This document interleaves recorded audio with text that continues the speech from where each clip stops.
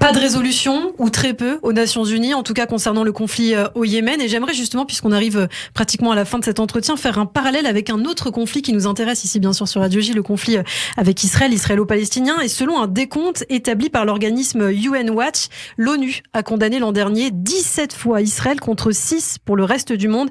Pas une seule résolution l'an dernier sur la situation des droits de l'homme en Chine, au Venezuela, en Arabie Saoudite, en Biélorussie, à Cuba, en Turquie, au Pakistan, au Vietnam, en Algérie ou encore sur 175 autres pays. Est-ce qu'il y a pour vous un deux poids, deux mesures? Comment vous jugez cette situation? Oui, là, oui, il y a un deux poids deux mesures. C'est que, mais ce qui me surprend, c'est que vous le découvrez ou pas, non? Non, je ne découvre pas, mais je vous pose la question. Oui, parce que c'est vrai que les chiffres sont assez impressionnants. 17 fois contre Israël, contre 6 pour le reste du monde. Oui, non, mais vous inquiétez pas, il y a effectivement deux poids, deux mesures. On peut avoir, mais c'est tout le cynisme des relations internationales. Donc, vous voyez, la Turquie a signé un accord d'extradition avec la Chine.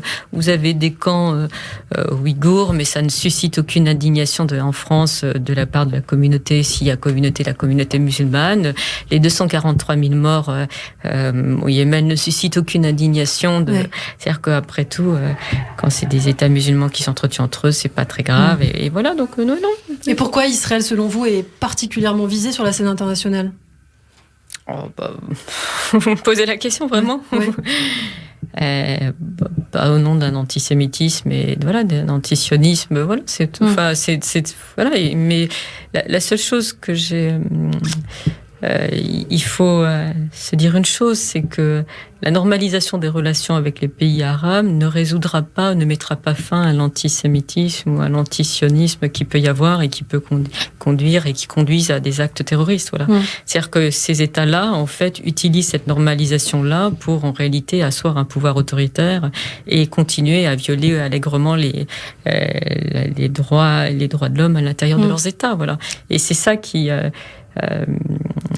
c'est très bien sur le plan des relations internationales, je dis pas ça, mais ils le font dans une stratégie très particulière, à savoir continuer à pouvoir être des autocraties les plus totales, que les femmes soient toujours les inférieures de l'homme, que les laïcs et les athées soient jetés et condamnés à...